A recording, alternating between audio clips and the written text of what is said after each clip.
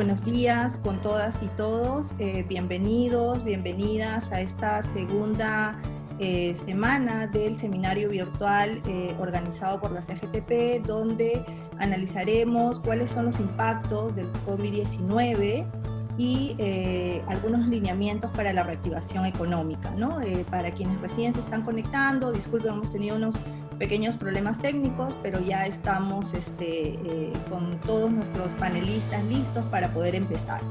Sin más preámbulos, vamos a dar el pase a Jerónimo López en representación de la CGTP. Adelante, Jerónimo. Buenos días a todas y todos los compañeros y compañeras que nos acompañan en esta segunda sesión virtual o seminario virtual. La semana pasada, en la primera sesión de este seminario, se analizó los impactos del COVID-19 en la economía, empleo y salud de los trabajadores. Ahora queremos compartir con ustedes algunas reflexiones y propuestas de políticas sobre la reactivación económica con énfasis en la conservación del empleo e ingresos y el aseguramiento de la actividad productiva frente al COVID-19. Para ello contamos con el apoyo del economista Julio Pérez, pero antes tendremos algunas reflexiones del compañero Samuel Machaguay sobre cómo se están dando la reactivación en algunos centros de trabajo. Pero debemos tener en cuenta que en el contexto actual de la reactivación, la CGTP ha exigido y sigue exigiendo al gobierno que se protejan adecuadamente a los trabajadores y a toda la sociedad, con los máximos estándares de protocolos contra el COVID-19, y no como hace la presidenta de la CONFIEP, que se queja de ello, afirmando ni que fuéramos países europeos.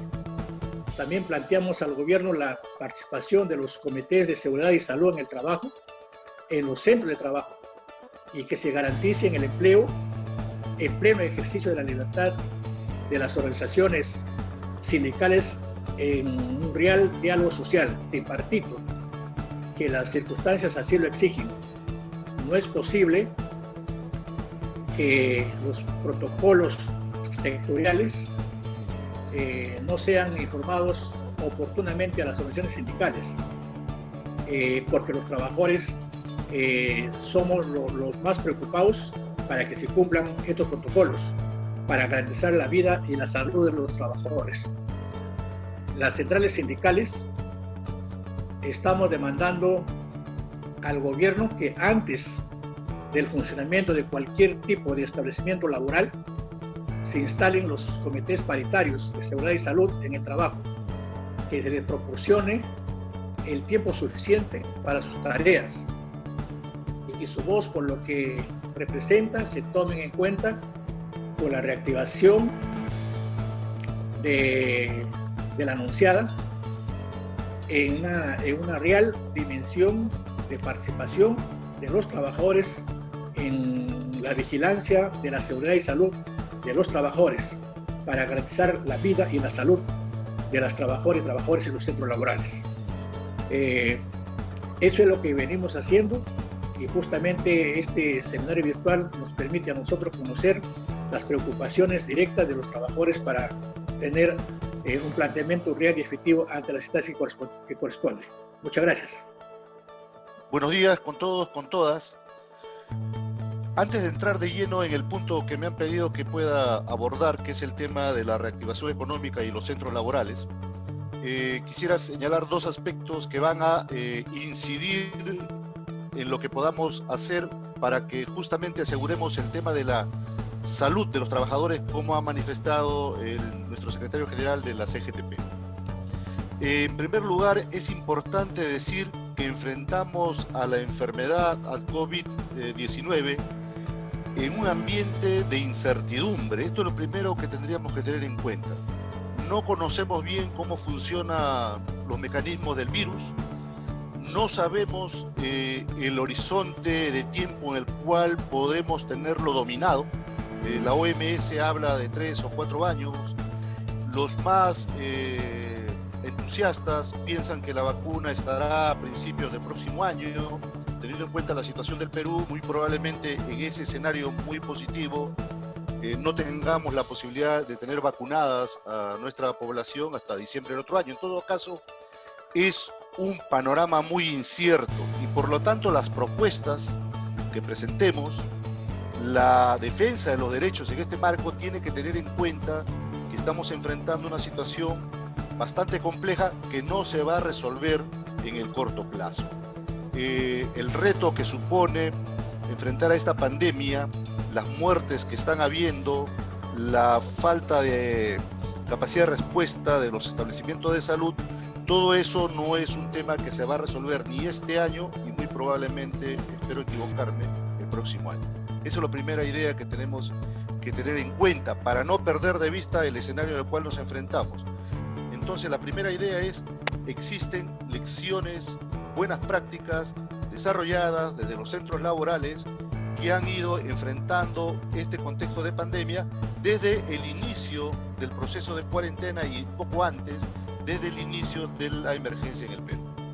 Los trabajadores y trabajadoras tienen temor, y un justo temor al contagio, visto que se ha ido tomando cada vez más en cuenta que esto no es un tema pasajero y que puede ser mortal. La primera lección es que allí donde se enfrentó de mejor manera el control, la mitigación de los efectos del COVID en la actividad laboral, han sido en aquellos lugares donde ha habido un precedente de diálogo, un precedente de una relación sana entre los sindicatos y los empleadores. Esto es importante tenerlo en cuenta. Por ejemplo, el tema de la extensión de los procesos de recojo de los trabajadores. Las empresas en general negociaron con los sindicatos en diálogo con sus trabajadores y extendieron el tema del transporte, entendiendo que el transporte público es un foco también de infección y eso hay que tener en cuenta. Podemos tener el centro laboral más seguro con muchas medidas, pero hay que recordar que estamos frente a una enfermedad que se transmite comunitariamente. El centro laboral es una primera línea de combate para mitigar los efectos del contagio y de la enfermedad, de la propagación de la enfermedad, perdón.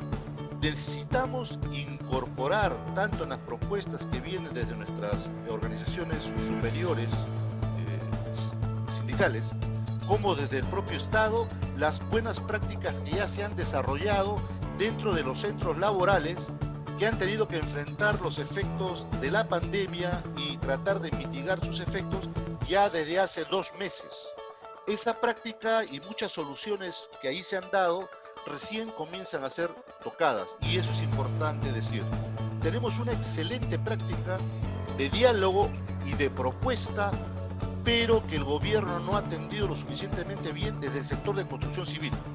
Un sector que, al igual que todos los sectores de trabajadores que han tenido contratos temporales, ha sido desatendido lamentablemente por el gobierno, así como el sector informal, las trabajadoras del hogar, construcción civil, el sector de agroexportación que tienen contratos laborales no fueron tomados en cuenta por el gobierno a la hora de emitir sus primeras recomendaciones y lamentablemente aún ahora no son tomadas en cuenta adecuadamente. Entonces, en construcción civil, y esta es también una buena recomendación de práctica, los trabajadores tenemos que adelantarnos al escenario actual. Cuando todavía estábamos teniendo la preocupación por el tema económico, en construcción civil, los compañeros de la Federación de Construcción Civil afiliada a la CGTP y CAPECO, la Cámara de Empleadores, decidieron elaborar ya un protocolo de cuidado de la salud para la hora en que tuviéramos la reactivación planteada sobre la mesa. Y ellos entonces, desde hace ya un buen tiempo, antes de que este tema fuera un tema que estuviera sobre la mesa, como en estos momentos, ya empezaron a preparar su propuesta de protocolos. La culminaron, la presentaron a los organismos del Estado que eran los sindicados, y sin embargo no ha sido tomada en cuenta lo suficiente.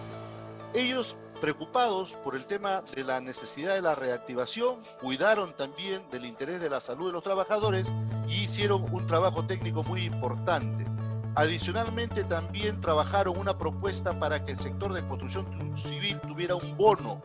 Lamentablemente, a pesar de una propuesta técnica muy sostenible para este efecto, tampoco fue tomada en cuenta con la celeridad del caso. Esperemos que lo sea hacia el futuro, visto que esto todavía va a demorar. Y en ese sentido, el rol de los sindicatos en las empresas, el rol de las federaciones a nivel sectorial, debe ser un rol que se asuma de manera fuerte, decidida y adecuada. Toca a las federaciones, toca a las instancias superiores como nuestra central, el elaborar las propuestas, no solo de la hora, sino las propuestas que son necesarias en el proceso de evolución de esta enfermedad y sus efectos en la sociedad.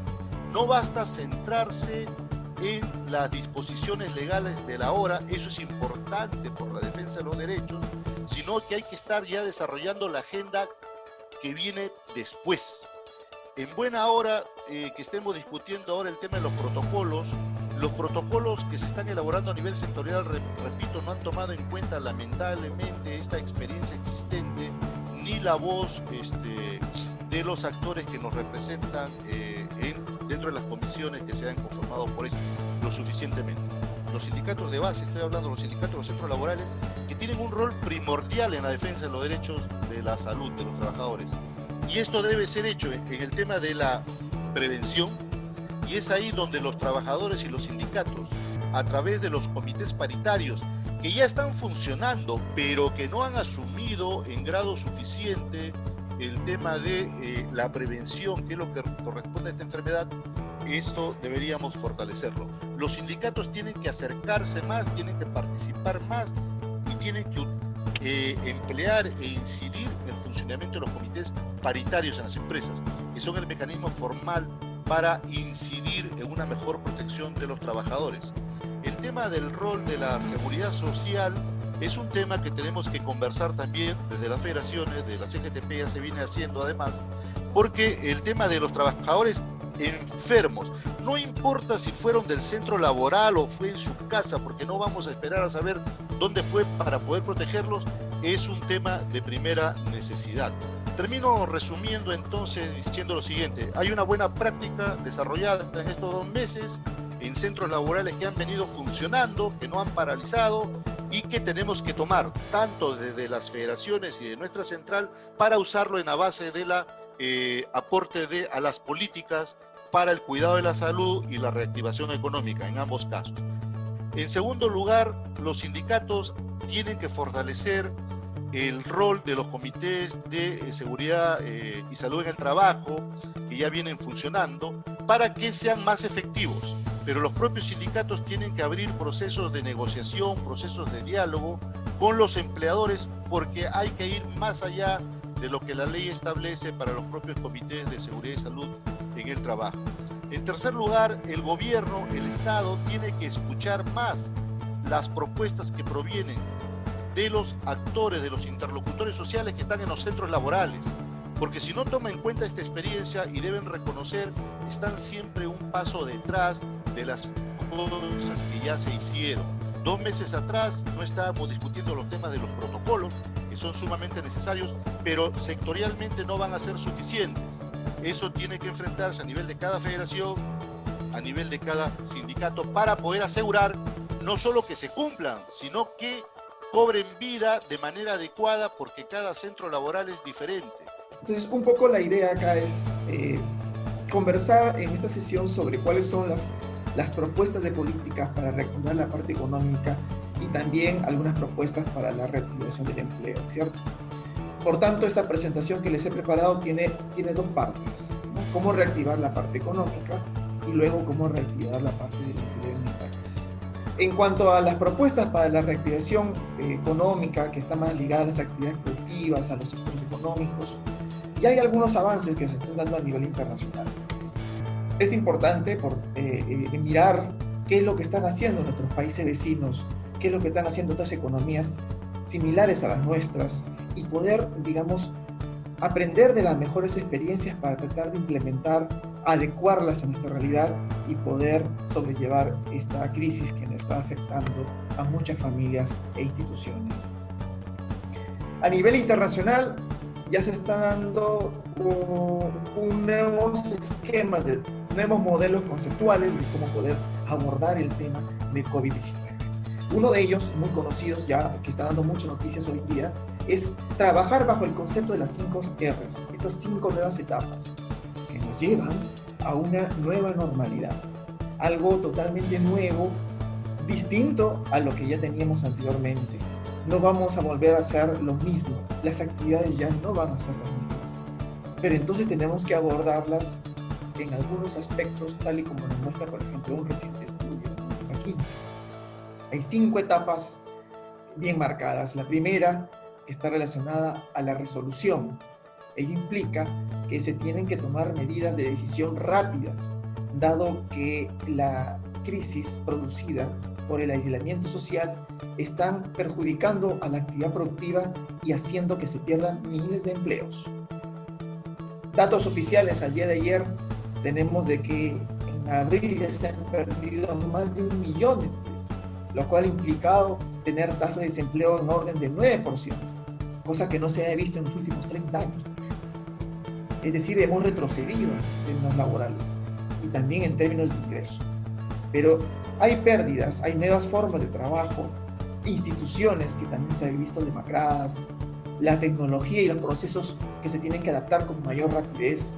Todo eso justamente nos lleva al reto de poder tomar decisiones rápidas, resolutivas, y no quedarnos en este aspecto importante. La segunda etapa, que es otra etapa importante que hay que abordar, es el hecho de que necesitamos también cuanto antes ver medidas para poder adoptar frente al COVID-19. Hoy en día, como bien lo decía Samuel, aún no se tiene con precisión cuánto va a durar la crisis. De qué manera y la intensidad que tenga, no se sabe si va a empeorar o vamos a superarlo pronto. Eso aún no lo sabemos. Recordemos que hace unos días el presidente de nuestro país ha dicho de que ya llegamos al pico, pero pasan los días y parece que ese pico no se ve.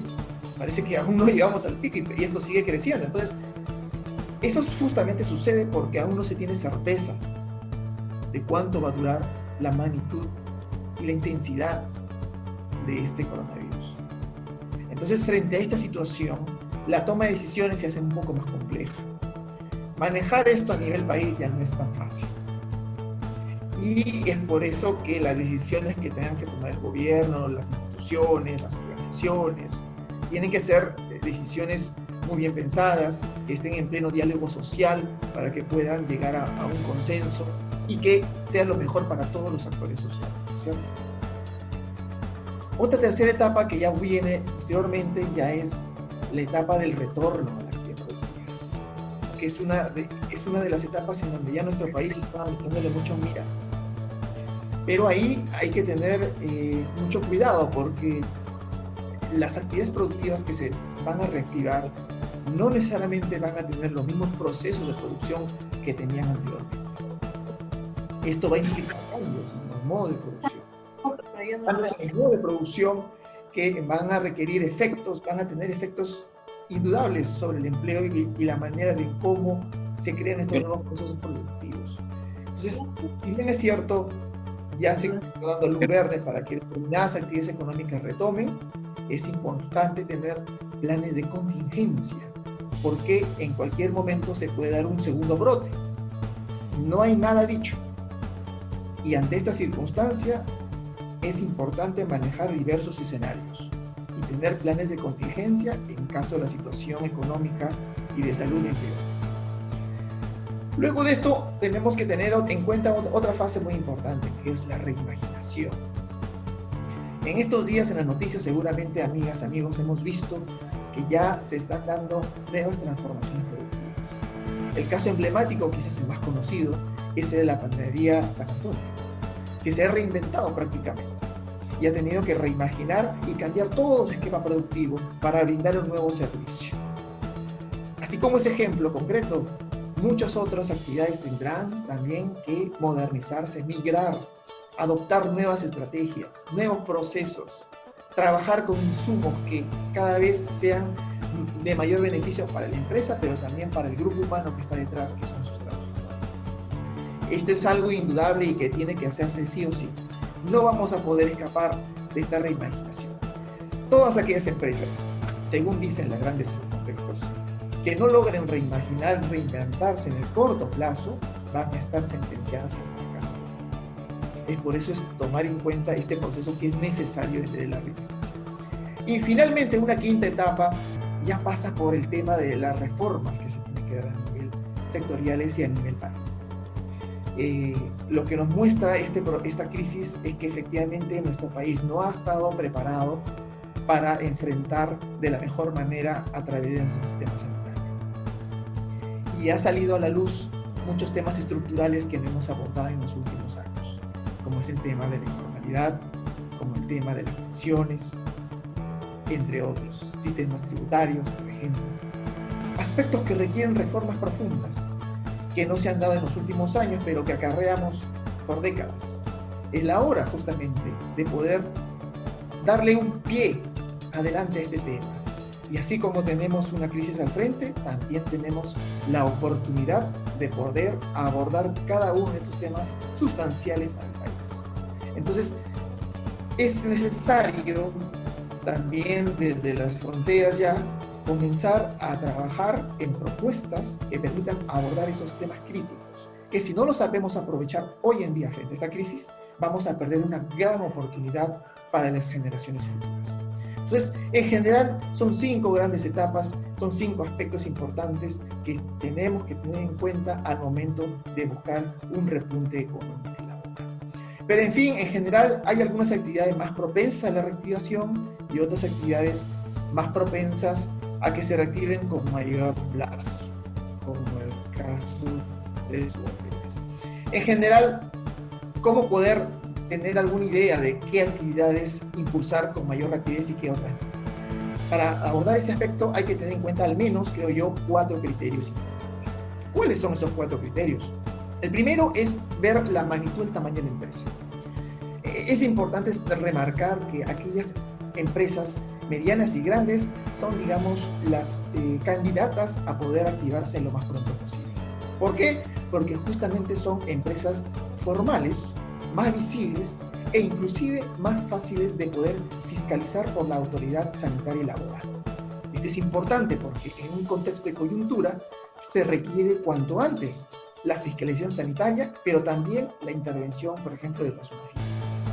Ya hemos visto casos el día de ayer, antes de ayer he estado viendo en las noticias, que ante la apertura de determinadas actividades económicas, algunas empresas infringen los estándares obligatorios mínimos de atención y comienzan a trabajar, a iniciar sus labores sin tener todos los protocolos. Eso atenta contra la salud pública. Y lamentablemente ya se están dando casos, es por eso que es importante desde ya la fiscalización. Entonces, un primer aspecto importante es que las empresas formales y de mayor tamaño son las más favorecidas e indicadas para comenzar a iniciar. Otro aspecto a tener en consideración es que se requieren elevados estándares de bioseguridad. Esto implica, como ya lo mencionaron anteriormente, el contar ya con protocolos muy bien demarcados por actividades económicas. Si bien ya el gobierno ha tomado medidas en el asunto, es importante implementarlas cuanto antes. Se sabe muy bien, pero ya incluso se ha normado este asunto, pero lo que no está muy visto al día de hoy es cómo se está implementando cada uno de estos protocolos y cuándo son las medidas de seguridad. El tercer elemento y criterio importante es dar preferencia a aquellas actividades de producción en aislamiento, es decir, priorizar actividades que no tengan contacto con el público. Y ahí, una vez más, las grandes empresas y medianas van a ser, digamos, las que tienen mayor preponderancia, porque en algunas de ellas, como por ejemplo las de industria manufacturera, producen para una exportación o para empresas terceras, ¿no? Terciarizan sus servicios. Entonces, ese es otro bloque importante a considerar. Y por último, y no menor, es el aporte económico. Empresas que van a tener, si bien es cierto, estamos priorizando la salud, la parte económica se está viendo muy golpeada. Entonces, también es importante tener en cuenta y priorizar aquellas actividades que tengan incidencia importante en la producción, en la recaudación y sobre todo en la generación de empleo. Estos son algunos criterios importantes a tener en cuenta para seleccionar e identificar actividades económicas priorizadas.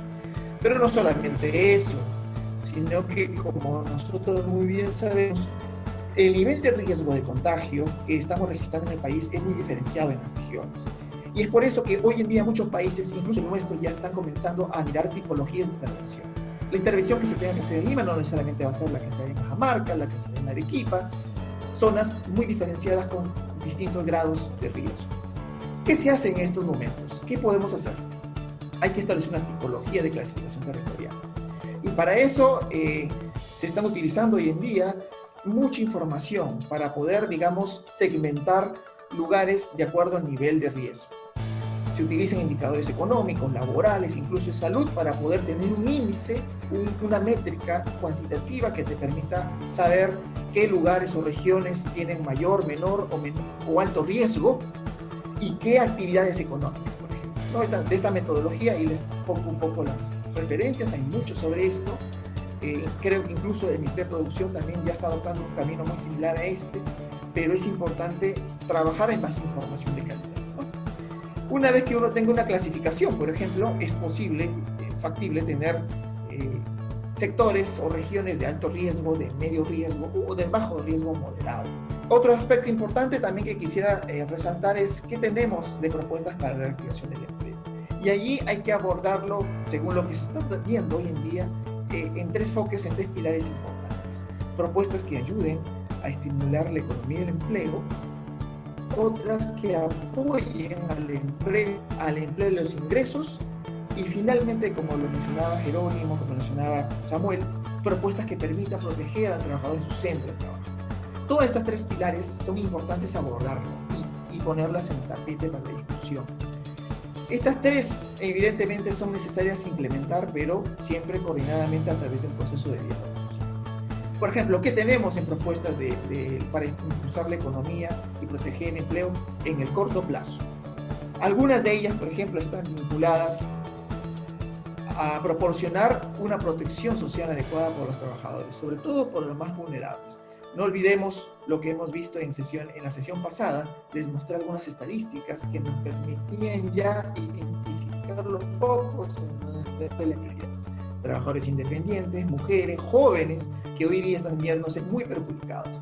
Para ellos está presentada esta propuesta, estos lineamientos que pueden ser de discusión.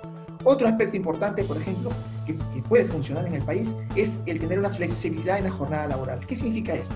Trabajar por turnos, incluso por días. Determinadas actividades económicas podrían trabajar en determinados turnos en algunos días de la semana, mientras que otros, de mayor exposición y de trato a las personas, podrían implementarse en otros días a la semana. Algunos turnos en la mañana, otros turnos en la noche, por ejemplo, entonces, o en la tarde. Entonces, es importante ver este tipo de ideas, de propuestas para tener en cuenta, ¿no? Otro de los retos importantes que yo resalto acá y que es posible implementar en el país es tener desarrollo de plataformas de aprendizaje. Esto implica adelantar el futuro del trabajo. Esta crisis también es una oportunidad, como decía anteriormente, y es la oportunidad de adelantar el futuro del trabajo. ¿Qué significa esto? Hay muchas tecnologías que van a tener que adoptarse cuanto antes, y las personas que por la coyuntura están quedándose desempleadas van a tener que reinsertarse laboralmente. Pero para ello se requiere justamente de tener unas destrezas digitales de estos trabajadores. Es necesario entonces aprender nuevos procesos productivos acordes a las tecnologías de la actualidad. En aspectos, por ejemplo, de empresas, cómo apoyar a las empresas, cómo apoyar al empleo, a los ingresos. Ahí es importante no olvidar el apoyo a los trabajadores y las empresas que operan en el economía informal, como lo dijo Samuel. Y hay programas de asistencia social, que justamente uno de los aspectos que le voy a comentar al final de esta presentación, que es tener en cuenta cómo apoyar a los trabajadores informales. La mayoría de medidas adoptadas por el gobierno en la actualidad apuntan básicamente a la pobreza, pero también a trabajadores de la economía formal. Sin embargo, se deja prácticamente de lado a los trabajadores independientes. Se les ha dado un bono, pero a los informales, a los trabajadores informales, que son más del 70%, es importante también ver qué estrategias se están dando en la actualidad. Luego de eso voy a profundizar un poco más. Es importante también, por ejemplo, ampliar hasta 3 meses la suspensión del pago de los servicios públicos. Creo que es necesario darle un poco más de respiro, no solamente para los trabajadores, sino también para las empresas que requieren este asunto. Proteger a los trabajadores en el lugar de trabajo. Ahí hay algunas cosas muy importantes. Primero, dar todas las medidas de seguridad y salud en el trabajo a los trabajadores, suministrarles de equipos de protección necesarios para que puedan desarrollar su labor. Pero otro aspecto importante y que no está siendo muy abordado en la actualidad y que es obligatorio, creo yo, es el fomentar el desarrollo de campañas de información para concientizar la seguridad y la salud en el trabajo. Se está hablando muy poco de esto, pero es necesario repetir y a través de los medios de comunicación fomentar el uso de campañas de información de cuán importante es tener todos los sistemas, protocolos de salubridad en las empresas, en los lugares de trabajo. Y también implementar procedimientos y tecnologías de trabajo remoto que vayan acompañadas de una extensión de unidades de soporte informático para facilitar el trabajo remoto. El trabajo remoto hoy en día, tanto para el sector privado como público, se va a intensificar. Muchas no están preparadas. Empresas e instituciones de repente no tienen el soporte tecnológico para poder hacerlo. Pues ya se requiere contar con eso cuanto antes y brindarles todas las unidades de soporte para que se puedan trabajar de manera eficaz en cuanto al trabajo remoto, ¿no? Que hay una propuesta muy puntual que hoy en día está siendo adoptada. La semana pasada Chile, por ejemplo, ya lo ha implementado en su país. Perú lo ha hecho de manera indirecta para otros grupos vulnerables, pero no se ha focalizado en estricto a los trabajadores informales, que son más o menos casi 6 millones de trabajadores que están en el país, que requieren una atención especial. Argentina y Colombia ya lo han implementado, ya tienen esto en marcha. La idea es tener un ingreso familiar de emergencia. Un ingreso familiar de emergencia es lo que se requiere hoy en día para los trabajadores independientes informales. No los formales, sino los informales. Como repito, esta propuesta ya viene siendo trabajada e implementada en países vecinos como Argentina, Colombia y Chile. El objetivo es dirigirse a este grupo vulnerable de trabajadores informales, que son alrededor de 6 millones. Hay algunos requisitos evidentemente necesarios para esta propuesta, y es que el trabajador informal no tenga ningún ingreso proveniente ni del sector privado ni del sector público, y que no haya recibido ningún beneficio de los bonos o medidas que el gobierno ya ha implementado en este periodo, en estos meses. Sería interesante poder otorgarles un bono de hasta por 3 meses de un monto único de dinero mensual a los trabajadores independientes formales, y que este monto más o menos cubra al menos la remuneración mínima vital, que es de los 930 soles. Al menos, digo, podría ser un poco más, pero creo que es importante comenzar por este valor mínimo, y que debe de ser gradual. ¿Por qué? Porque las actividades formales van a ser las actividades que en un primer momento van a comenzar a reincorporarse a la actividad productiva. Pero los trabajadores informales van a ser quizás el grupo más golpeado y que se van a incorporar en una tercera o cuarta fase de esta plan de reactivación. Entonces es por eso que para ellos es necesario ampliarles un poco más, a extenderle un poco más el beneficio. Por eso es que la propuesta apunta a que se les dé un incentivo de hasta por 3 meses.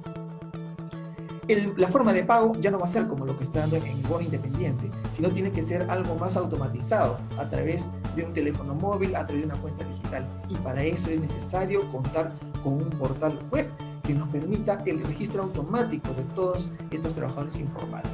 Evidentemente, dentro de esta propuesta web, que ya hay ejemplos de ello, lo ha hecho Colombia, lo ha hecho Argentina, por ejemplo, existen plataformas para poder identificar a esos trabajadores.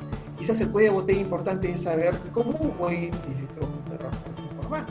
La propuesta de alternativa es que estas personas se registren en la plataforma y que sea el Estado, a través de sus ministerios, que haga la verificación correspondiente cruzando información de las diferentes fuentes de información oficial para poder llegar y establecer si cumplen con los criterios de elegibilidad de esta propuesta de bono, ¿no?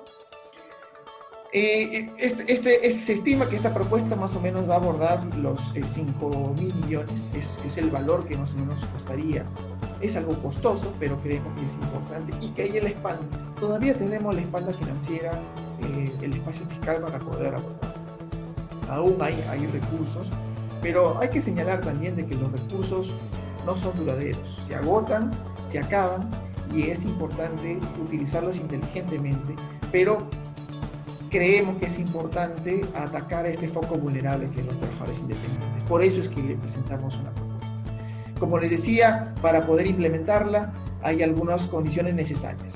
Primero es implementar un portal web necesario para registrar a todos los beneficiarios. Segundo, asegurar que exista una interoperabilidad de las bases de datos de las diferentes instituciones. Si no garantizamos que no haya interoperabilidad de información de las diferentes instituciones involucradas, como la SBS, la SUNAT, las entidades financieras, si no logramos eso, va a ser difícil implementar una propuesta como esta. Tercero, asegurar la participación justamente y el compromiso de las entidades financieras, centrales de riesgo y empresas de telefonía celular. ¿Por qué? Porque a través del celular es que uno va a poder recibir este bono, va a poder tener este incentivo y va a poder informar al beneficiario. Siempre y cuando tener en cuenta el respeto de la confidencialidad y privacidad de la información, ¿no? Y finalmente, es importante que propuestas como esta cuenten con una estrategia comunicacional. Muchas veces se tiene bien pensada la propuesta, pero falla en implementación porque no se tiene implementada una estrategia comunicacional y a veces las personas no llegan a enterarse.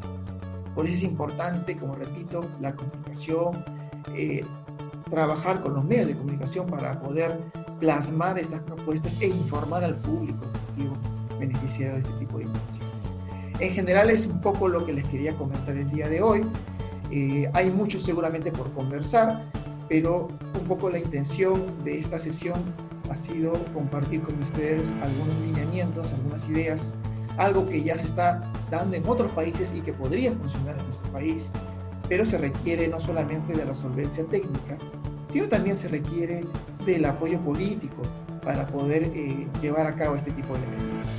Solamente me quedo un poco con lo que mencionabas y esta necesidad que existe de también analizar cuál es el impacto de esta pandemia en el trabajo de las mujeres, ¿no? Es muy importante porque, si bien es cierto, ahorita esto nos afecta transversalmente a todos y todas, pero definitivamente va a haber un efecto diferenciado porque las mujeres están copando en un mayor porcentaje el sector informal laboral de nuestro país, ¿no? Entonces esa queda como una tarea luego para ver cómo retomamos este tema que es importante, ¿no?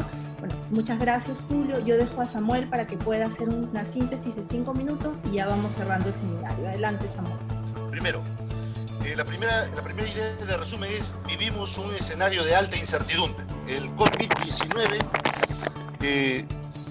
miren, el primer muerto del COVID fue hace 4 meses. El 11 de enero fue el primer muerto oficial. Pueden haber habido otros. 4 meses después y unos pocos días más, miren la situación en la cual estamos. Nadie lo había pensado. Y entonces eso nos debe llevar a la primera conclusión de este intercambio.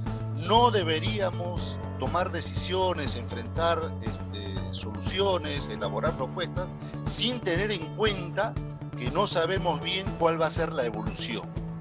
Sin embargo, y esta es la segunda idea, los efectos van a ser prolongados. Más allá de que no sabemos bien cuándo la pandemia va a estar controlada, los efectos que tiene la pandemia van a ser prolongados.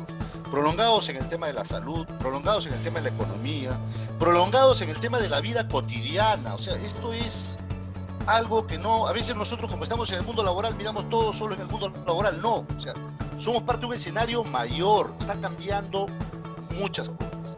Tercera idea, los efectos de la pandemia no son iguales para todos. Esto va a incrementar la desigualdad, los efectos obviamente siguen la desigualdad existente. Había una preocupación pendiente, alguna pregunta sobre el tema de varones y mujeres. Miren, según el INEI, el último boletín que tengo, que toma el tema de los primeros 3 meses del año, hasta marzo, en términos de población masculina y femenina ocupada, ha habido una disminución para lo masculino de 24.9%. Y la disminución para mujeres ha sido del 25.1%, ha sido un poco mayor. Pero si para esto sumamos que ya las mujeres en su incorporación, en su participación, dentro del empleo, sobre todo el formal, era minoritario, entonces acá vemos que la situación de las mujeres, efectivamente, este efecto es mucho más desfavorable. Cuarta idea, hay que enfrentar lo urgente, y ahí hay que acelerar los procesos, pero lo urgente no debe descuidar lo importante. Hay un conjunto de temas estructurales que están sobre la mesa. No vamos a parar lo urgente para ponernos a discutir lo importante solamente, hay que hacer ambas cosas. Esa es la grave dificultad que enfrentamos. Quinto, el tema del diálogo. Muchas disposiciones urgentes y muchas disposiciones importantes no están tomando, lamentablemente, la opinión de los actores. Vemos marchas contra marchas, las decisiones que se van haciendo. Eso es normal también, no podemos pensar que la gente tiene bola de cristal para tomar buenas decisiones. Pero yo aprendí que para enfrentar la incertidumbre es mejor escuchar a más y tomar las decisiones de manera coordinada para que la flexibilidad de cambio de rumbo sea mucho más natural, mucho más rápida. Y eso implica que ahora tenemos que reforzar los temas de la democracia y los temas del diálogo dentro de la democracia. No podemos reforzar bajo el sentido de la urgencia el tema de la centralización en muy pocos, sin escuchar a quienes están librando en primera línea el enfrentamiento al COVID. Esto vale tanto como la opinión de los empleadores como la opinión de los trabajadores. Si escucháramos mejor, haríamos las cosas mejor. Estos cambios han impactado la vida sindical. Recién salió la norma que establece que podemos usar mecanismos como reuniones, declaraciones juradas para reactivar la vida sindical. Acá ha habido algunas preguntas sobre esto, ahí me detengo un momento. Miren, en el sindicalismo nuestra vida interna también ha sido afectada. Nuestros principios de democracia, de funcionamiento regular normada por el Estado, además, tenemos que retomarlos. Ahí hemos tenido un desfase. Tengo la impresión que durante un tiempo esto no lo hemos abordado. Ha habido propuestas de la CGTP pidiendo al Ministerio de Trabajo que tome en cuenta esto, pero una propuesta desde los sindicatos para adecuar la normatividad, una propuesta, no quiero decir un pedido de que lo hagan, eso todavía está pendiente, tenemos que hacerlo. Está en juego todo el tema de los derechos, sobre el tema de las negociaciones colectivas, el propio tema de los recortes de salario, los recortes de tiempo en el trabajo que se están dando a la luz del COVID, que tenemos que tener una voz clara, autorizada. Y en ese sentido, sí, también nosotros internamente, hay que decirlo, vamos a tener conflictos. Creo que has podido sintetizar todo lo abordado esta mañana y efectivamente nos quedamos con lo último que dijiste, ¿no? Es importante renovar esa dinámica sindical, ¿no? Para fortalecer aún más la propia democracia dentro de las organizaciones sindicales de cara a este contexto, ¿no? Las normas están allí y es como las organizaciones sindicales van tomando esto para aplicarlo a la realidad, ¿no? Y en este camino no están solas, pues efectivamente está la CGTP, quien ha organizado este seminario, ¿no? Esta segunda que se ha dividido en 2 sesiones, y también están una serie de instituciones aliadas al movimiento sindical, ¿no? Que siempre vamos a estar apoyando la gesta de más sindicatos para procurar la defensa de los derechos laborales de los y de las trabajadoras, ¿no? Los dejamos allí y muchas gracias. Que tengan un buen sábado.